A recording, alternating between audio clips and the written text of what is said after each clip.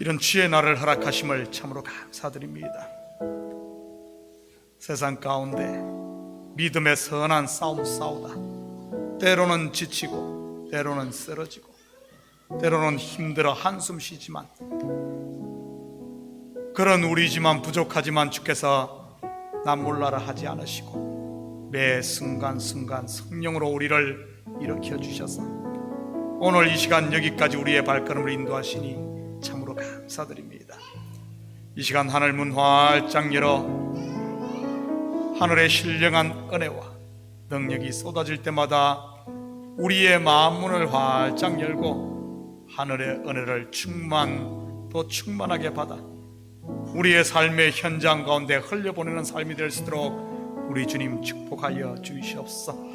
이 시간 무거운 짐들 다 십자가 앞에 내려놓고 다시 한 번 더 주님의 얼굴을 보며 주님의 선하심을 찬양하기를 원합니다.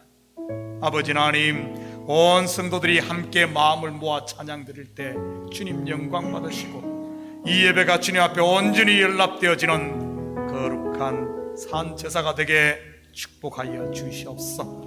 오고 있는 발걸음 주께서 안전하게 지키시사 속히 도착하여 함께 영광 돌리는 귀하고 복된 시간 되게 도와주시옵소서. 감사드리며 예수님의 이름으로 기도드립니다. 아멘.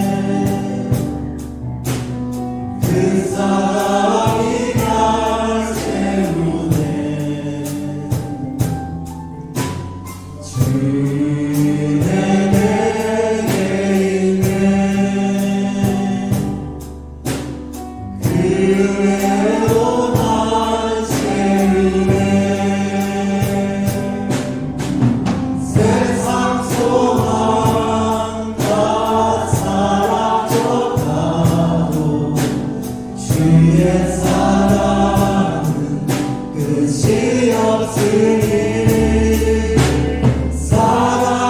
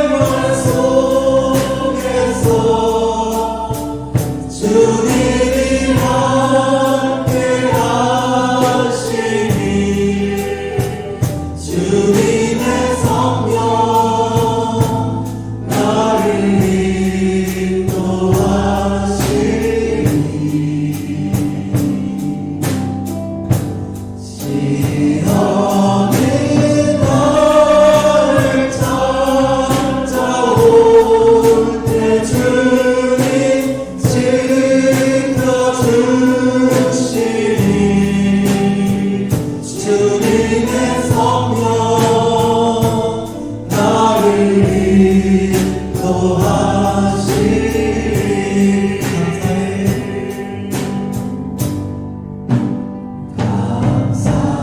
감사해 시험이 닥쳐올 때 주께서 인도하시니 두려움이 없네 또 감사해 고통이 찾아올 때에 주께서 지켜주시니 승리하리라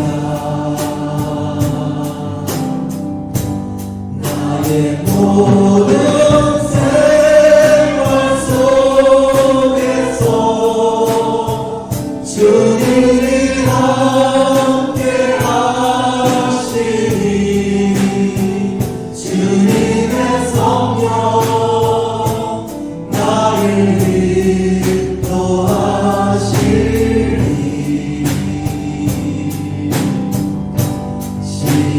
시험은 나를 찾아올 때 주님 지켜주시니 주님의 성령 나를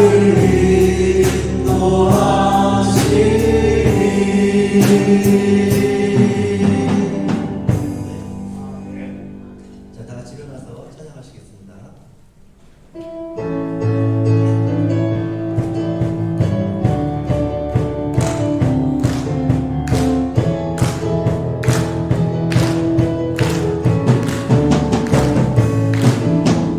많은 사람들 주를 모른 채 주님 곁을 떠나갔지만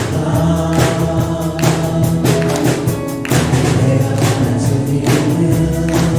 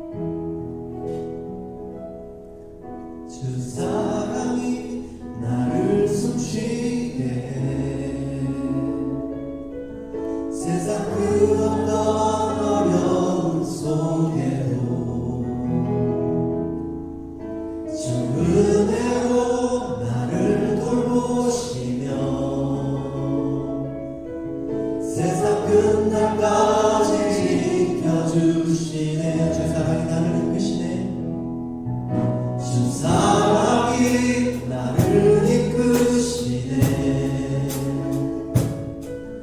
내가 갈 수 없는 그곳으로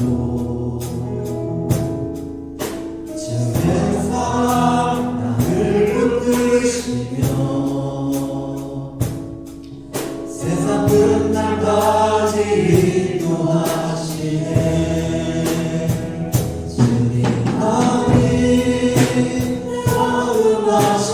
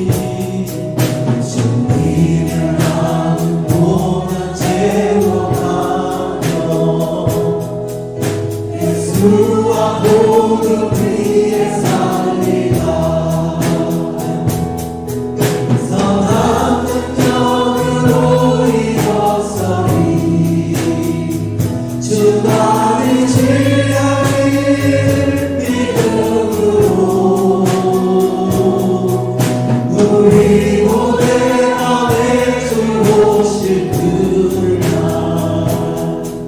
영광의 새날을 맞이하리 승리의 새날을 맞이하리 승리의 새날을 맞이하리 영광의 새날을 맞이하리 영광의 새날을 맞이하리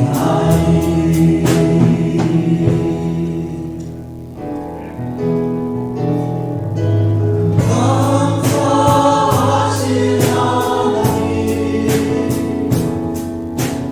에베네셀 하나님 살아계신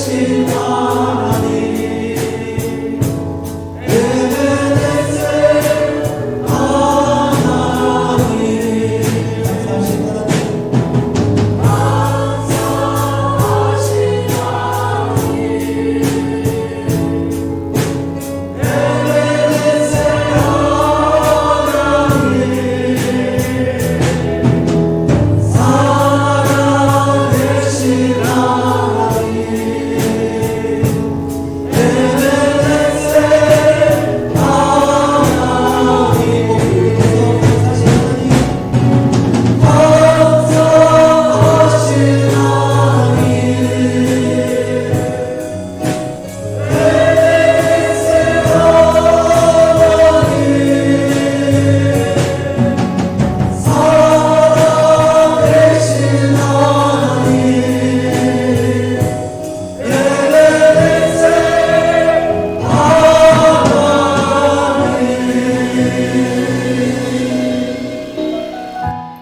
아멘. 우리 이제 다 같이 마음을 모아 오늘 예배를 통해서 하나님께서 예배해 놓으신 귀한 생명의 말씀, 은혜의 환경들을 위해서 다 같이 기도하시겠습니다. 사랑이 많으신 아버지 하나님을 감사합니다.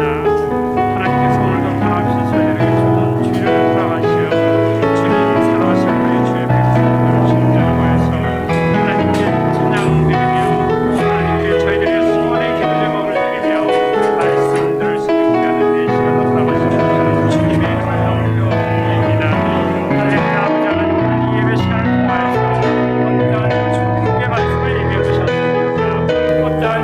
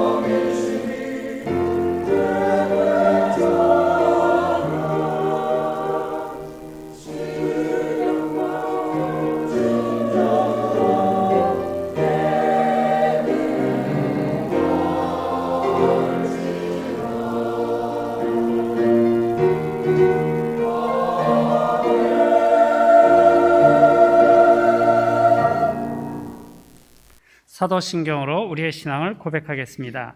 전능하사 천지를 만드신 하나님 아버지를 내가 믿사오며 그 외아들 우리 주 예수 그리스도를 믿사오니 이는 성령으로 잉태하사 동정녀 마리아에게 나시고 본디오 빌라도에게 고난을 받사 십자가에 못 박혀 죽으시고 장사한 지 사흘 만에 죽은 자 가운데서 다시 살아나시며 하늘에 오르사 전능하신 하나님 우편에 앉아 계시다가 저리로서 산자와 죽은 자를 심판하러 오시리라.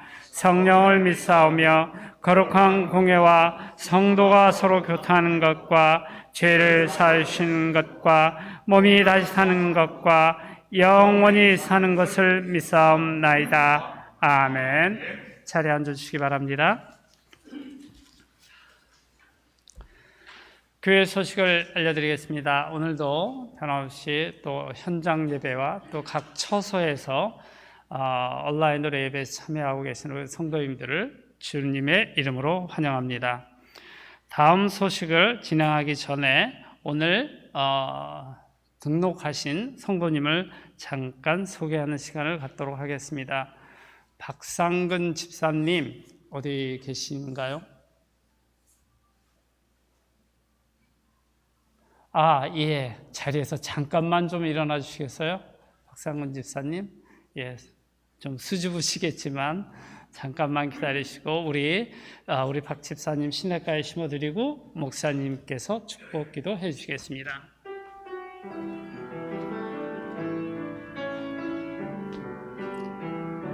성도님은 시냇가에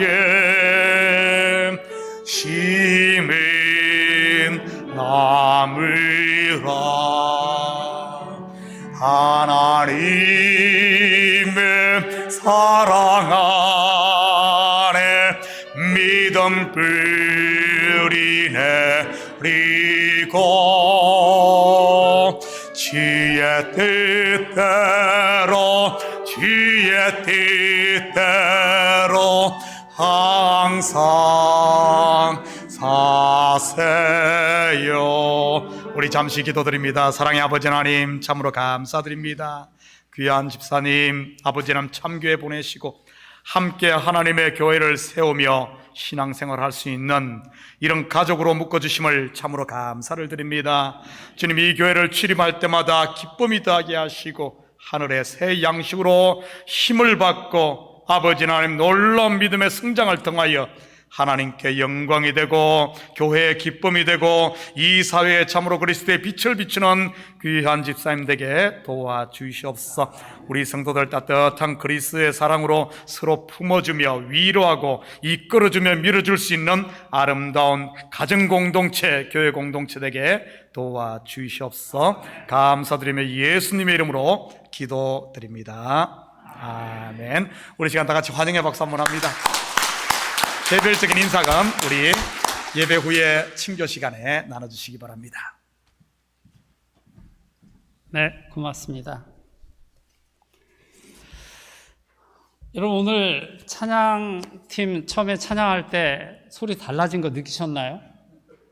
예, 저희 미셸 청년이 한 4년인가 5년 전에도 계속 했었는데 그동안 주일학교 섬기다가 이제 다시 또 찬양팀에 합류해서 했는데 오늘 소리가 확 달라진 걸 전 느꼈습니다. 그래서 대단히 감사하고요. 좀 이따 여러분 들으실 찬양 성가대에도 새로운 또 얼굴이 또 합류해서 오늘부터 또 달라진 찬양을 듣게 되실 겁니다. 그래서 제가 이 말씀을 드리는 이유는 저희가 그동안 코로나 바이러스 때문에 여러 가지 좀 제약된 환경들이 많았고 물론 아직도 그런 환경이 지속되고 있지만 하나씩 이렇게 자리 잡아가는 것에 대해서 참 감사하게 생각해서 말씀을 드렸습니다. 자, 광고 또 이어지겠습니다. 지난주에 말씀드렸던 토요 한국학교 이사회가 오늘 오후 5시에 있습니다. 이사님들은 다른 약속 가능하면 잡지 마시고 참석해 주시기 바랍니다. 최현 장로님, 이사님들에게 다 연락이 된 거죠? 예. 장소는 여기에 표시되어 있지 않는데 연락받으신 장소로 5시까지 참석해 주시면 대단히 고맙겠습니다. 오는 토요일 10월 2일입니다. 남선교에서 죄송합니다. 남선교에서 70세 이상 되신 우리 성도님들을 모시고 효도관광 애플피킹을 갑니다. 70세 이상 어르신들이라고 표현하면 좀 너무 나이 쪽으로 접근하는 것 같아서 제가 성도님이라고 표현했습니다. 광고에는 어르신이라고 그랬는데 70세 이상 우리 성도님들 가실 분들은 우리 박수지 목사님에게 알려주시면 대단히 고맙겠습니다. 성경 필사 전시회를 10월 10일부터 31일까지 교회에서 하려고 합니다. 이미 하신 분들은 많은 참여를 부탁드리고요. 참여하신 분들에겐 소정의 기념품을 드리도록 하겠습니다. 다음 주일 전교인 성경 읽기는 마태복음 21장부터 마가복음 16장까지입니다. 이제 이번에는 저희가 죄송합니다. 다른 소식 없으면 이제 우리 김진목 장로님께서 우리를 대신해서 기도해 주시겠습니다.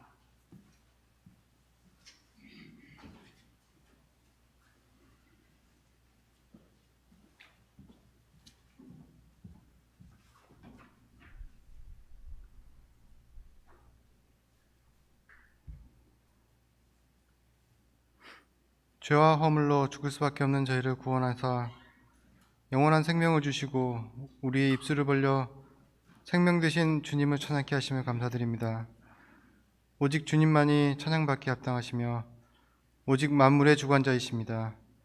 우리 자녀들이 청결한 마음으로 주님을 의지하며 주님의 보좌 앞에 나아오듯이 우리 마음과 뜻과 정성을 다해 예배를 드리오니 받아주시옵소서.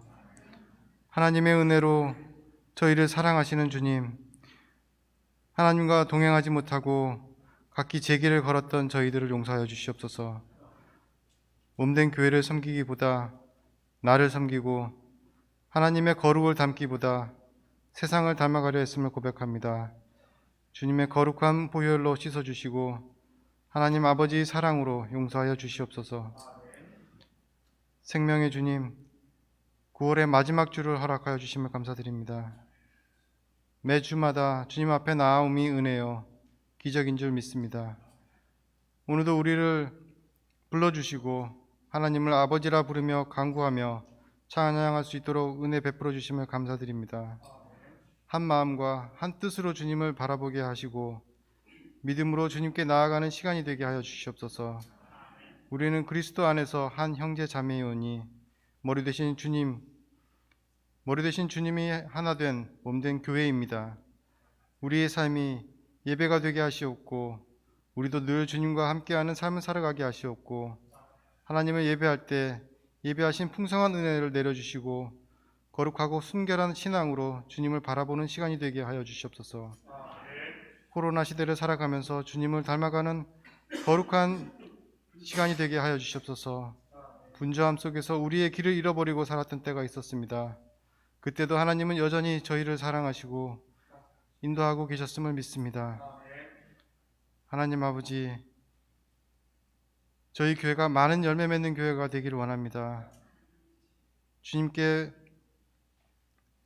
접붙임이 되어 하나님 철을 따라 열매를 맺으며 주님께 허락하신 은혜와 성령의 능력을 힘입어 거룩한 열매, 순종의 열매, 믿음의 열매, 사랑의 열매, 헌신과 봉사의 열매를 잘 맺어 주님의 이름을 높이며 하나님께 영광 돌리는 교회가 되기를 원합니다. 성도의 힘은 거룩에 있으며 성도들의 생명은 주님께 붙어 있을 때 유지됨을 압니다.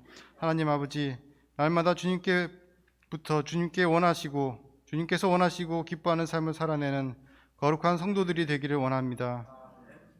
대면 수업이 시작된 자녀들의 안전을 지켜주시옵시고 또한 이들의 믿음이 자라나 세상 가운데서도 빛과 소금의 역할을 하는 선한 주님의 자녀가 되게 도와주시옵소서. 주님 곁을 떠나지 않고 늘 주님과 동행하는 삶을 살아가게 하여 주시옵소서.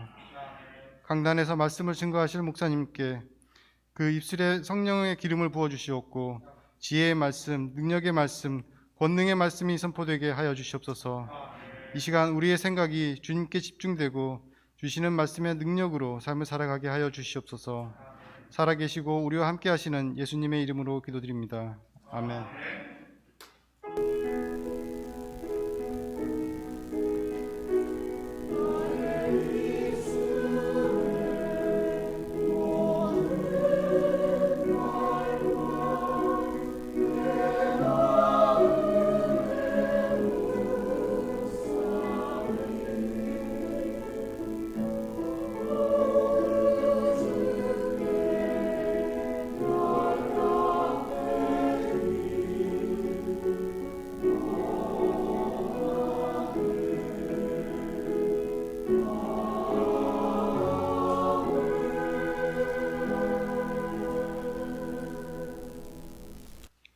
이제 오늘의 성경 말씀을 읽는 시간을 갖도록 하겠습니다. 오늘 본문 말씀은 누가복음 19장 1절에서 10절까지의 말씀입니다.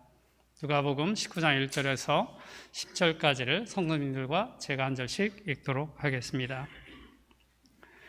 예수께서 여리고로 들어가 지나가시더라.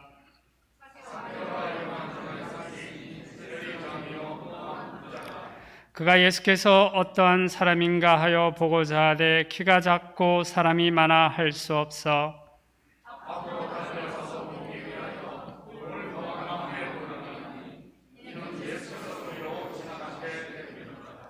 예수께서 그곳에 이르사 쳐다보시고 이르시되 삭개오야 속히 내려오라 내가 오늘 내 집에 유하여야 하겠다 하시니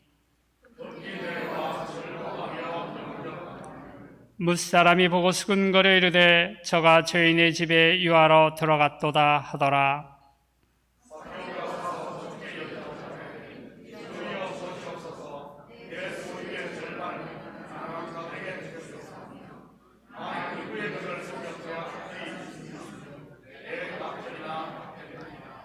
예수께서 이르시되 오늘 구원이 이 집에 이르렀으니 이 사람도 아브라함의 자손이미로다.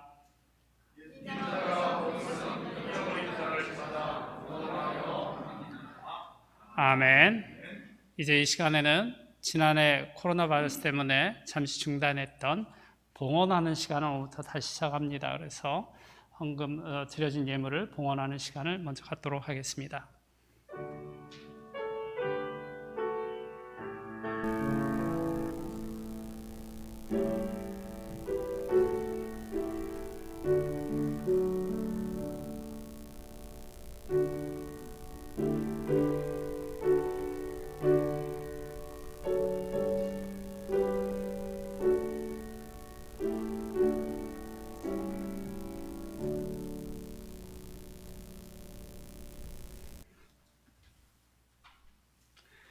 이제 성가대 찬양이 있겠습니다.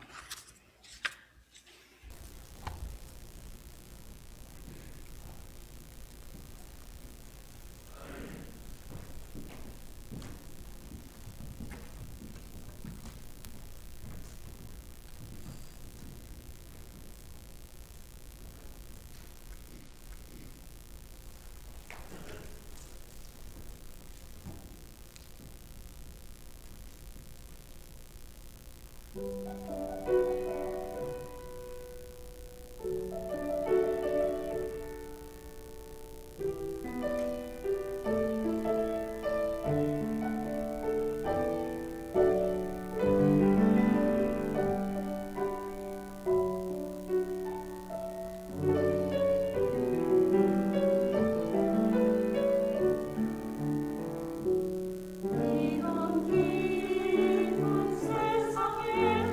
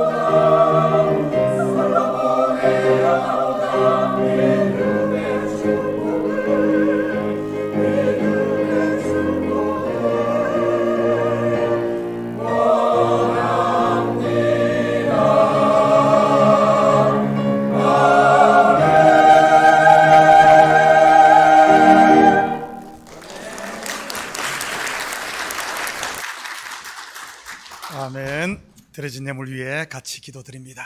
사랑의 아버지 하나님, 참으로 감사드립니다. 지난 한 주간도 저희들 주님 날개 품 안에 온전히 품어주시고 이 시간 주의 전에 나오며 빈손 들고 나오지 아니하고 우리의 마음을 담고 정성을 담은 예물을 주님 앞에 올려드리게 하시니 참으로 감사를 드립니다. 자원하는 마음과 기쁜 마음으로 드리는 이 예물 하늘 곳간에 온전히 쌓이게 하시고 드린 손길마다 복되게 하시고 아버지 하나님 주님의 영광이 저들의 삶을 통해 펼쳐지게 도와주시옵소서. 특별히 아버지 하나님 가정마다 복되게 하사 그리스도의 사랑이 가정에 또 충만으로 흘러넘치게 하시고 악한 것들 틈 못하게 우리 주께서 친히 목자가 되어 주시옵소서. 사업처마다 복되게 하사 아버지 하나님 적게 심었을지라도 정령코 풍년을 이루는 저들 되게 도와주시옵소서. 우리 자녀들에게 은혜 위에 은혜를 더하사 힘써 대장부가 되고 두려워하지 말고 놀라지 말고 여호수아처럼 담력을 갖는 믿음의 아버지 하나님 자녀들로 서게 우리 주님 축복하여 주시옵소서. 이 예물이 쓰이는 곳마다 주의 영광 드러나게 하시고 영혼 구령 사업과 선교 사역과 구제 사역에 온전히 쓰일 줄 믿사오며 이 모든 말씀 예수님의 이름으로 기도드립니다. 아멘. 좋은 아침입니다. 오늘 본문은 모두가 잘 아는 이런 내용입니다. 키 작은 삭개오가 예수님을 보기 위해 이 돌 무화과나무에 올라갔다가 잭팟 맞은 이야기로 말이지요. 그러니 비록 핸디캡이 있더라도 포기하지 말고 극복을 하면 언젠가는 쥐구멍에도 볕들 날이 있을 것이다. 이렇게 말이지요. 그래서 You can do it. Do your best. 하늘은 스스로 돕는 자를 돕습니다. 할렐루야. 이렇게 설교를 한다면 틀린 것은 아니지만 저 뒤에 주일학교 학생들에게나 딱 맞는 설교이겠지요. 그래도 여기는 장년들이 모인 곳인데 그렇게 설교할 수는 없지 않겠습니까? 지금까지 이렇게 알고 있었다면 여러분의 생각을 잠시 내려놓으시고 저와 함께 조금 더 깊은 데로 가서 그물을 내려보십시다. 그래야 이 큰 대어를 낚을 수 있지 않겠습니까? 피레미만 잡기를 원하시는 분들은 지금도 늦지 않았으니 일어서서 저 뒤로 가시면 됩니다. 그 가면은 3살 반도 있고요 7살 반도 있으니 말이죠. 자, 1절 2절 같이 봅니다. 예수께서 여리고로 들어가시더라. 삭개오라 이름하는 자가 있으니 세리장이요 또한 부자라. 사실 오늘 본문을 여는 키워드가 바로 1절과 2절에 다 들어있습니다. 한번 찾아볼까요? 첫째 키워드가 뭐죠? 여리고, 둘째는 삭개오, 셋째는 세리장, 그리고 마지막이 부자입니다. 오늘 설교는 요 속에 다 들어있어요. 먼저 하나씩 살펴보십시다. 첫째 키워드가 여리고입니다. 성경 어디에 여리고가 나오죠? 여호수아서에 나오지요. 여호수아가 여리고성을 무너뜨리고 정복하지 않습니까? 여호수아의 원래 이름은 호세아입니다. 그런데 모세가 그의 이름을 여호수아라고 불렀지요. 호세아, 여호수아, 이 이름은 신약의 예수와 같은 이름으로 예수 그리스도를 직접적으로 예표합니다. 그렇다면 본문에 예수님이 여리고에 들어가신 이유가 무엇일까요? 바로 무너뜨리기 위해서이지요.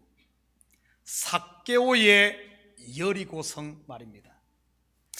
구약의 여리고성이 무너질 때 구원 얻은 사람이 있죠. 누굽니까? 기생 라합.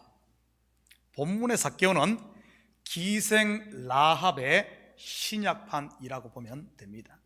자, 두 번째 키워드가 삭개오입니다. 삭개오를 원어로 자카이오스라고 하는데 그 뜻은 퓨어, 곧 순수한, 깨끗한, 의로운, 투명한 이런 뜻입니다. 순수한 유대인 혈통을 가진 자라는 이런 뜻이지요. 이것은 9절과 연결됩니다. 9절 같이 봅니다. 예수께서 이르시되 오늘 구원이 이 집에 이르렀으니 이 사람도 아브라함의 자손이미로다. 자, 세 번째 키워드가 세리장입니다. 세리장은 요즘 이 직책으로 말한다면 세무서장 정도 이렇게 이해할 수 있지만 당시 문화에서는 전혀 다르게 인식되었던 이런 직책입니다. 왜냐하면 이 세리라는 직책은 자기 민족들의 세금을 징수해서 로마에 갖다 바쳤기 때문에 유대인들에게는 매국노 취급을 받았습니다. 거기다가 로마를 위해 일하는 사람들이었기 때문에 강력한 지배국 로마라는 이런 백을 이용해 착취를 일삼는 관행이 있었기 때문이지요. 그래서 당시 세리라는 단어는 죄인이라는 단어와 동일어로 쓰였습니다. 그렇다면 세리장이란 말은 한마디로 죄인 중에 괴수라는 말이지요. 성경에 스스로를 죄인 중에 괴수라고 소개한 사람이 있습니다. 누구일까요? 사도 바울 맞습니다. 그렇다면 삭개오는 사도 바울과도 연결된 인물이겠네요. 자, 마지막 키워드가 부자입니다. 그는 세리장이었으니 돈도 많이 모았을 것입니다. 그런데 성경은 단순히 돈 많은 것을 이것만을 부자라고 하지 않는다고 제가 여러 번 이야기했습니다. 성경에서 누구를 부자라고 합니까? 율법의 의를 하늘에 닿을 만큼 높이 쌓은 이런 사람을 일컬어 이 부자라고 합니다. 성경에 보면 이렇게 자기 의로 세상 말로 만땅을 채운 사람이 2명 나옵니다. 누구일까요? 이건 맞추시는 분에게는 제가 제 사무실에서 K컵 맛있는 커피 한 잔 내려드리도록 하겠습니다. 이 의로, 자기의 의로 아주 풀로 가득 채운 사람, 제가 힌트를 드리지요. 손대면 더욱하고 터질 것만 같은 그대 봉선화라 부르리 더 이상 참지 못할 그리움에. 자, 이 정도 힌트 드렸으면 누군지 알 것 같은데요. 자기 의로 만땅을 채운 2사람, 톡하면 터질 것만 같은 사람. 첫 번째 사람은 예수님을 찾아온 부자 청년입니다. 율법을 다 지켰다는 그 청년 말이지. 또 한 명은요, 율법의 의로는 내가 흠이 없는 자라고 고백한 사람, 바로 사울이라 불리는 바울입니다. 그렇다면 이 부자란 말 또한 사도 바울과 연결이 되고 있습니다. 바로 오늘 삭개오의 이야기는 다름 아닌 구약의 기생 라합과 초대교회의 사도 바울의 복음서판이라고는 이야기인 것이지요. 복음서 이야기입니다. 자, 계속해서 3절 같이 봅니다. 그가 예수께서 어떤 사람인가 하여 보고자 하되 키가 작고 사람이 많아 할 수 없어. 분명한 사실은 그가 예수에 대한 소문을 듣고 간절히 보고자 했음을 우리는 알 수 있습니다. 여리고의 기생 라합도 여호와 하나님께서 행하신 놀라운 일에 대해 듣고 그리고 알고 있었지요. 사울이라는 바울도 마찬가지고요, 예수에 대해 들어서 알고 있었습니다. 그런데 그는 키가 작다고 하네요. 과연 성경이 단순히 그의 신체 구조를 이야기하고자 한 것일까요? 성경에서 사람의 신체 구조를 구체적으로 언급한 경우가 몇 군데 나옵니다. 대표적인 경우가 창세기에 키가 장대한 네피림, 사무엘상에 보면 골리앗과 사울 그리고 압살롬 등입니다. 이들의 공통점이 무엇입니까? 바로 큰 자, 곧 율법의 의로 왕노릇하는 자들이지요. 삭개오가 키가 작다는 말은 그의 영적 상태를 말하는 것입니다. 사울 곧 큰 자가 아닌 바울 곧 작은 자라는 말이요, 여리고의 왕이 아닌 여리고에서 가장 천대받는 가장 낮은 기생이라는 말이요, 아가서로 말하면 화려하고 잘난 예루살렘의 딸들이 아닌 들풀에 불과한 샤론의 수선하여 골짜기의 백합화라는 말이지요. 작은 자가 복된 줄 믿습니다. 키가 작으신 분들 기죽지 마시고 어깨 당당하게 펴고 사시기 바랍니다. 그렇다고 키가 큰 우리 상혁 형제님 시험 들지는 마시고요, 그 키를 말하는 게 아니니까요. 사람이 많아 할 수 없어. 많은 사람 곧 무리가 예수를 보지 못하게 막고 있네요. 그렇다면 이 무리, 많은 사람은 무엇을 말하는 것일까요? 많은 것, 큰 것, 먼저 된 것, 장자, 무엇입니까? 바로 율법의 의요, 육신의 생각을 말하는 겁니다. 왜 바리새인들이 예수님을 영접하지 못했습니까? 그 많은 기적을 보고 그 많은 천국의 어떤 비밀들을, 그 설교를 듣고도 말이지요, 바로 그들이 가진 부, 곧 율법의 의, 자기 잘남 아닌가요? 갑절의 영감을 받기를 간절히 원하는 엘리사에게 왜 엘리야의 그 능력이 바로 임하지 않습니까? 엘리야를 놓지 않으니 임하지가 않지요. 제발 좀 나라. 죽어도 못 놓습니다. 그러면서 따라다니잖아요. 그러자 하늘의 불말과 불병거가 그 둘 사이를 갈라놓습니다. 바로 예수 그리스도의 십자가의 죽음이지. 육신의 예수가 죽어야 부활의 예수, 두나미스, 성령이 임하는 것이니까요. 엘리야가 엘리사를 떠나 회오리 바람을 타고 하늘로 올라가자 그의 그돛, 곧 갑절의 능력을 가진 성령의 두루마리가 이 엘리사에게 주어지는 것을 보게 됩니다. 이 어제 새벽 설교에서 잠시 다뤘죠. 구원을 간절히 사모하는 기생 라합에게 무엇이 그것을 가로막고 있습니까? 다름 아닌 여리고의 성벽이지요.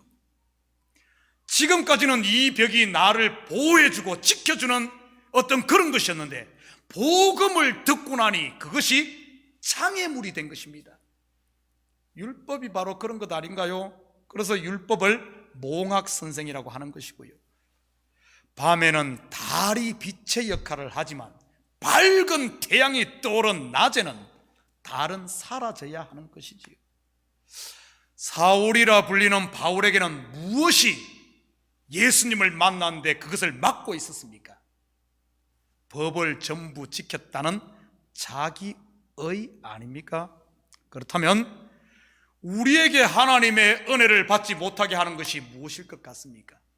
물론 우리 참교회 식구들은 다 은혜를 받고 있는 줄 믿지만 말이지요, 모르겠어요. 저 혼자 착각인지는 모르겠습니다만은 다름 아닌 나는 다 안다는 자기 잘남 아닌가요? 나는 너보다 의롭다는, 나는 옳다는 이런 육신의 생각, 곧 무리가, 많은 무리, 그것이 진리이신 예수님을 보지 못하게 하는 것입니다. 4절 계속해서 봅니다. 앞으로 달려가서 보기 위하여 돌 무화과나무에 올라가니 이는 예수께서 그리로 지나가시게 되미르라. 앞으로 달려가서, 이것은 율법에 머물러 있지 않고 진리로 달려갔다는 뜻입니다. 이것에서 저것, 곧 진리로 옮겨가지 못하고 율법에 갇혀 있는 것이 외식이라고 했죠. 삭개오는 지금 진리를 향해 전진하고 있는 것이지요.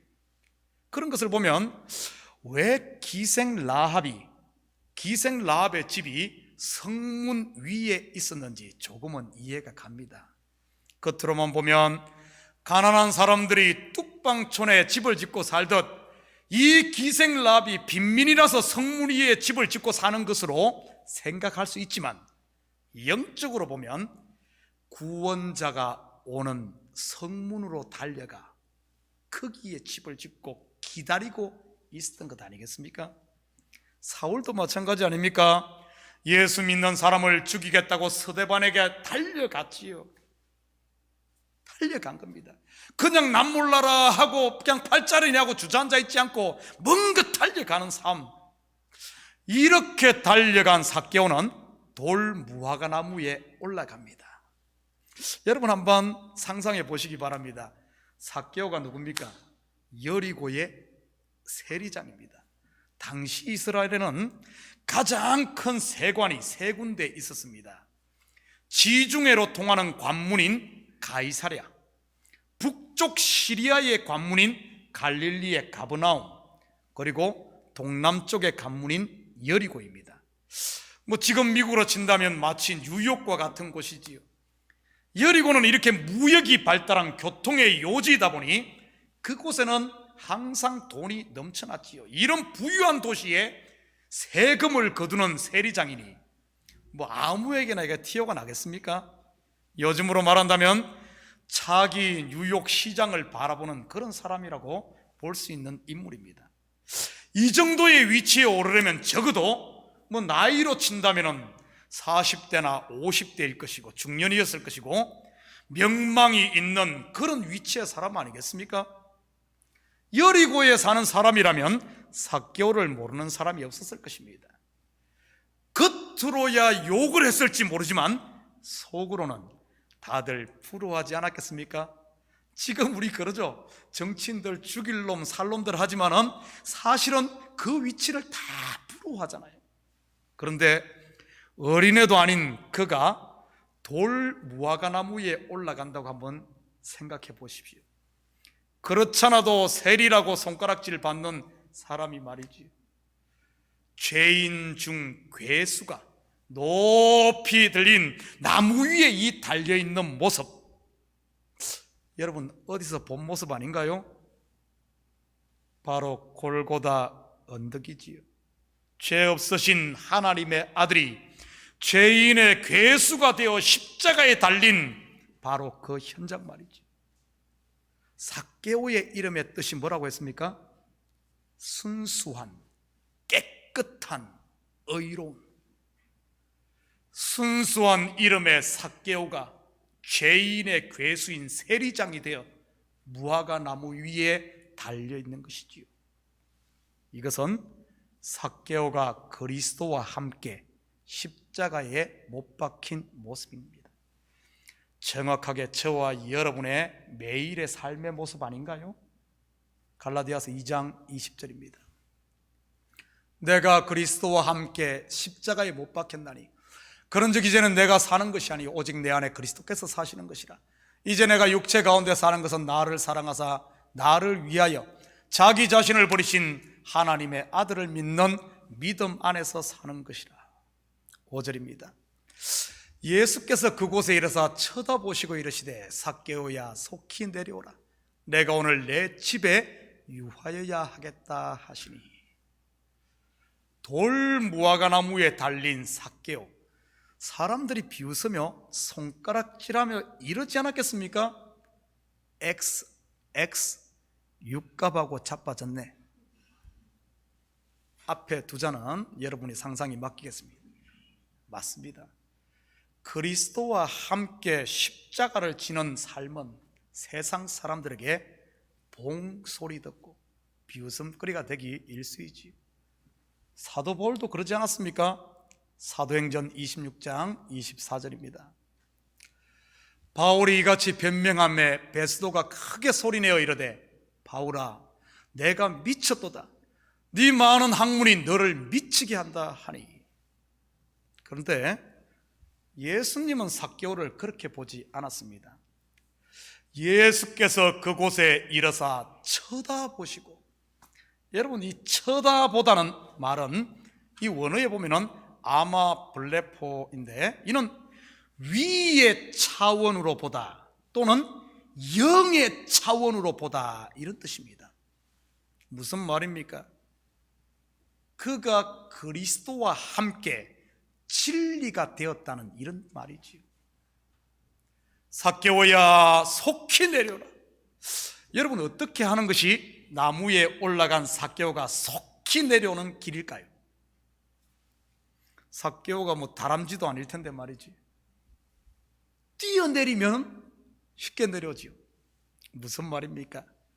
십자가에 높이 달린 예수님이 무덤에 내려가는 것이요, 여리고의 성벽이 무너지는 것이요, 다메섹 도상의 바울이 꼬꾸라지는 것이지요. 내가 오늘 네 집에 유하여야 하겠다. 내가 너에게 들어가 너를 나의 성전 삼겠다는 이런 말입니다. 당시 유대 문화에서 함께 식사를 한다든지 아니면 그 집에 들어가 유한다는 말은 특별한 의미가 있습니다. 바로 너와 내가 친구라는 이런 말입니다. 무너진 여리고성의 기생 라합을 통해 우리는 그 사실을 다시 한 번 더 확인할 수 있지 않습니까? 저주와 심판 아래에 있던 가나안 족속인 그녀가 하나님의 백성 이스라엘에 편입되지요. 그리고 유대 지파인 이 살몬과 결혼을 하여 다윗 왕의 조상이 되었을 뿐만 아니라 더 나아가 예수님의 족보에 그 이름을 올리기까지 합니다. 확인해 볼까요? 마태복음 1장 5절 6절입니다. 살몬은 라합에게서 보아스를 낳고, 보아스는 루색에서 오벳을 낳고, 오벳은 이새를 낳고, 이새는 다윗 왕을 낳으니라. 다윗은 우리아의 아내에게서 솔로몬을 낳고.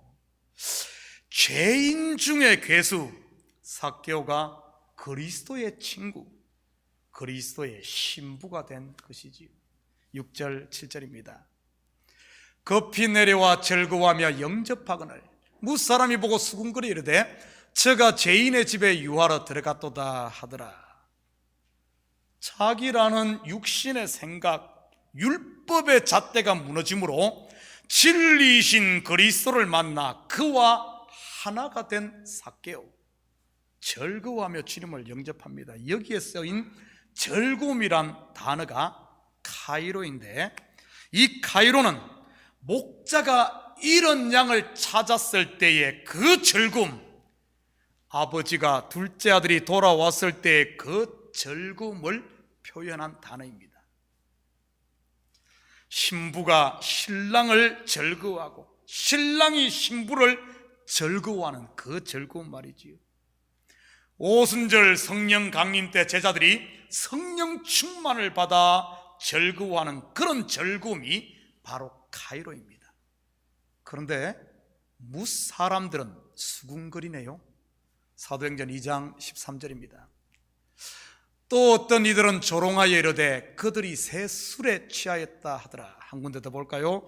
사무엘상 1장 13절 14절입니다. 한나가 속으로 말하며 입술만 움직이고 음성은 들리지 아니하므로 엘리는 그가 취한 줄로 생각한지라. 엘리가 그에게 이르되 내가 언제까지 취하여 있겠느냐, 포도주를 끊으라 하니.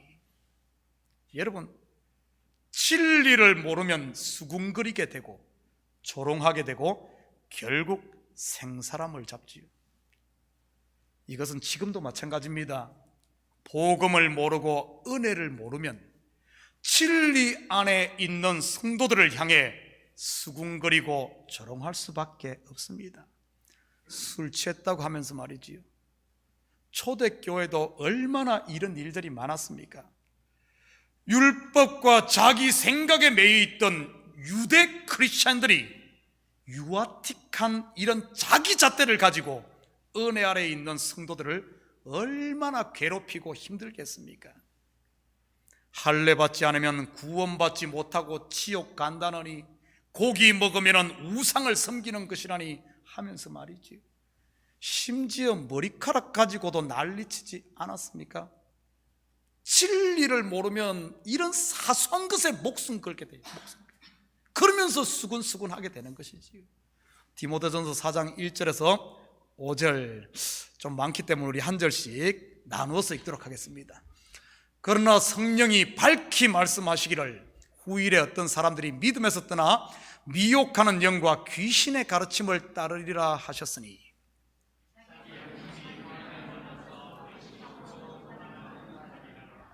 혼인을 금하고 어떤 음식물은 먹지 말라고 할 터이나 음식물은 하나님이 지으신 바니 믿는 자들과 진리를 아는 자들이 감사무로 받을 것이니라.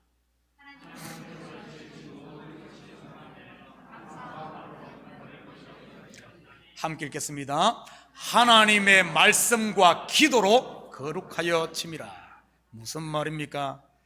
어떤 사람들은 다름 아니라 은혜로 시작했다가 율법으로 돌아가 버린 이 교회 안에 있는 성도들 중에 그들을 말하는 것입니다. 그러니 자기의 초보적인 잘못된 기준을 가지고 판단하고 수근수근 한다는 말이지요. 율법에 매여 진리를 볼 수 없으니 말입니다. 눈에 율법의 들보가 있으니 어찌 은혜 아래에 있는 성도를 볼 수 있겠습니까? 제대로 볼 수 있겠습니까? 그러니 그들을 향해 방탕하다고 조롱하는 것이지요. 과연 남을 조롱하고 판단하며 불평하고 원망하는 그 속에 은혜가 평강이 있을까요? 그게 바로 울며 이를 갈고 있는 지옥은 아닐까요? 사람은 속에 있는 것을 입으로 내는 법입니다. 내 속에 은혜가 있는데 어떻게 그런 것들이 나오겠습니까? 은혜가 있으면 시와 찬미와 신령한 노래와 감사가 터져 나오지요. 여러분, 보이는 것에 속지 마시고 내 감정에 속지 마시고 바로 분별할 수 있기를 축복합니다. 혹시 여러분 속에 수군거림이 있습니까? 이 시간 돌 무화과 나무 위에 올라가 뛰어내리시기를 축복합니다. 그렇다고 창문에서 뛰어내리지는 마시고요. 예수 그리스도와 함께 내 육신의 생각, 내 잘남을 십자가에 못 박으라는 말이지. 그래야 천국의 기쁨, 곧 이 카이로의 기쁨을 누릴 수 있지 않겠습니까? 8절입니다. 삭개오가 서서 주께 여짜오되 주여 보시옵소서, 내 소유의 절반을 가난한 자들에게 주겠사오며 만일 누구의 것을 속에 빼앗은 일이 있으면 네 갑절이나 갚겠나이다. 삭개오가 서서 그리스도와 함께 죽고 성령이 거하는 성전이 되자 그는 진리로 세워집니다. 그리고 그는 이런 파격적인 말을 합니다. 내 소유의 절반을 가난한 자들에게 주고. 우리 성경에는 마치 이것이 앞으로 그렇게 하겠습니다 하는 삭개오의 신앙 고백처럼 번역이 되어 있습니다. 그런데 이 성경 원문에는 이것이 미래형이 아닌 습관적 현재형으로 되어 있습니다. 그가 지금까지 쭉 그렇게 하고 있었다는 말이지요. 그렇다면 이것은 무엇을 말하는 것일까요? 이 말은 그가 비록 모두가 손가락질하는 세리장 곧 죄인의 괴수라고 했지만 그는 율법을 지켜 구원에 이르겠다고 남모르게 속에서 발버둥 치며 살고 있었다는 이런 의미입니다. 마치 타락한 여리고성에서 구원의 소망을 기다리며 하루하루를 살고 있었던 그 기생 라합이나 율법의 조항 613개를 다 지키며 안식을 얻고자 했던 사울이라 불린 바울처럼 말이지요. 그런데 그렇게 발버둥 쳐도 구원에 이를 수 있었습니까? 아닙니다. 채우면 채울수록 밑빠진 독에 물을 붓듯이 채워지지 않는 그 하나가 있었던 것이지요. 그래서 지금 이 삭개오가 그렇게 예수님을 보고자 했던 것 아니겠습니까? 마치 김수철 씨가 부른 내일 또 내일인 것처럼 말이지요. 그런 삭개오의 마음을 창세 전부터 알고 계신 하나님이 친히 육신의 몸을 입고 죄로 말미암아 완전히 무너졌던 성 여리고를 다시 찾아오신 것입니다. 삭개오를 진리로 세우고 그가 채울 수 없는 그 하나를 채워 배구로 완성하기 위해서 말이지요. 기다리던 목자의 음성을 들은 이런 양 삭개오, 기다리던 구원의 소식, 여리고성의 무너짐의 소식을 들은 기생 라합, 다메섹 도상에서 그렇게 채워지지 않던 그 하나, 하늘로부터 내리는 이 빛을 본 이 사도 바울, 그의 마음의 빗장을 풉니다. 그러면서 그는 속여 빼앗은 일이 있으면 네 갑절이나 갚겠다, 이렇게 고백을 합니다. 무슨 의미입니까? 여러분, 성경에 네 갑절, 곧 사라는 수는 동서남북 또는 온 나라와 민족과 방언과 족속에서 유대인과 이방인 온 세상을 일컫는 이런 표현입니다. 네 갑절을 갖겠다는 뜻은, 사도 바울도 예수 그리스도를 만나고 나서 삭개오와 똑같은 고백을 하는 것을 볼 수 있습니다. 로마서 1장 14절 15절입니다.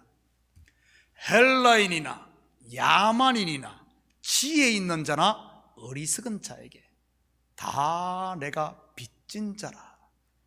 이 지금 삭개오의 네 갑절이 바로 이 의미입니다. 그러므로 나는 할 수 있는 대로 로마에 있는 너에게도 복음 전하기를 원하노라. 삭개오의 고백이 바로 진리를 만난 사도 바울의 고백이었던 것이지. 여러분 속에 이런 빚진 자의 마음이 있습니까? 9절 10절입니다. 예수께서 이르시되 오늘 구원이 이 집에 이르렀으니 이 사람도 아브라함의 자손이미로다. 인자가 온 것은 잃어버린 자를 찾아 구원하려 함이니라. 서두에 삭개오의 이름의 뜻이 무엇이라고 했습니까? pure, 깨끗한, 정결한, 의로운 자. 이 사람도 아브라함의 자손이미로다. 바로 삭개오가 처음부터 하나님의 자녀였다는 뜻입니다.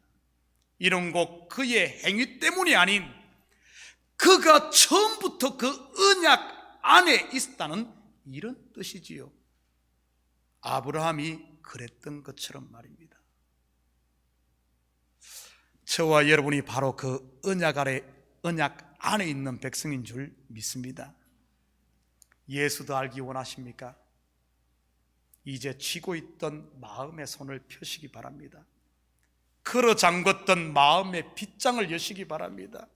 안다고 하는 여러분의 율법으로 쌓은 의의 짐을 내려놓으시기 바랍니다. 그러면 오늘 구원이 여러분의 마음 성전에 비둘기처럼 임하실 줄 믿습니다.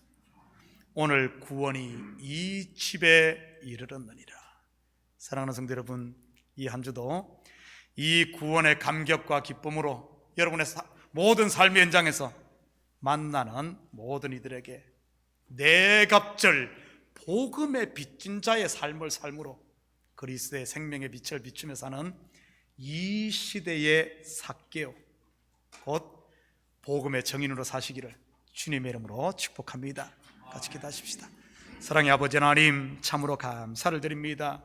처음부터 우리를 품고 계시고, 처음부터 우리를 알고 계시고, 처음부터 우리를 사랑하고 계셨건만 우리의 눈이 가려져, 여리고의 성벽이 가려져, 율법의 의 안다는 것에 가려져 보지 못하고 아버지 하나님, 참으로 목말라 했던 우리들 아닙니까?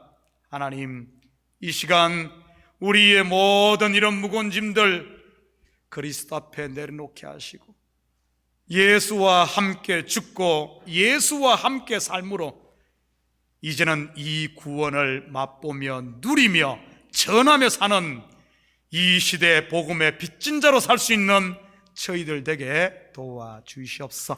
그래야 나를 통해서는 온전히 그리스도의 생명의 향기만을 풍기며 가는 곳마다 생명의 아버지나 하나님 물결을 일으키며 사는 이 시대 사교들 다 될 수 있도록 우리 주님 축복하여 주시옵소서. 감사드리며 예수님의 이름으로 기도드립니다. 아멘. 자, 우리 다 같이 자리에서 일어납니다. 찬송 453장 들으신 후에 축도로 예배를 마칩니다.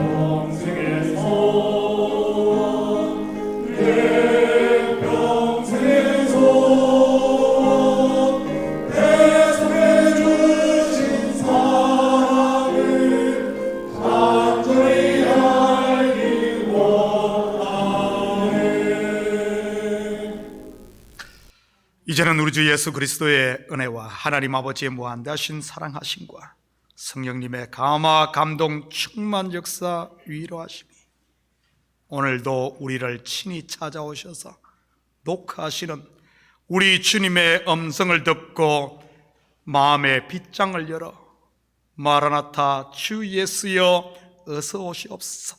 우리 주님 영접함으로 우리의 무거운 짐, 눈물, 근심 다 내놓고 이제는 신랑이 신부를 기뻐하고 신부가 신랑을 기뻐하는 그 즐거움의 잔치를 하며 이 한 주간도 우리 속에 있는 이 소망과 기쁨을 세상 가운데 전하며 살길 원하는 사랑하는 성도들 머리 위와 저들 가정 위와 그리고 고국에 두고 온 부모 형제들 머리 위에 이제로부터 영원토록 함께 있을지어다.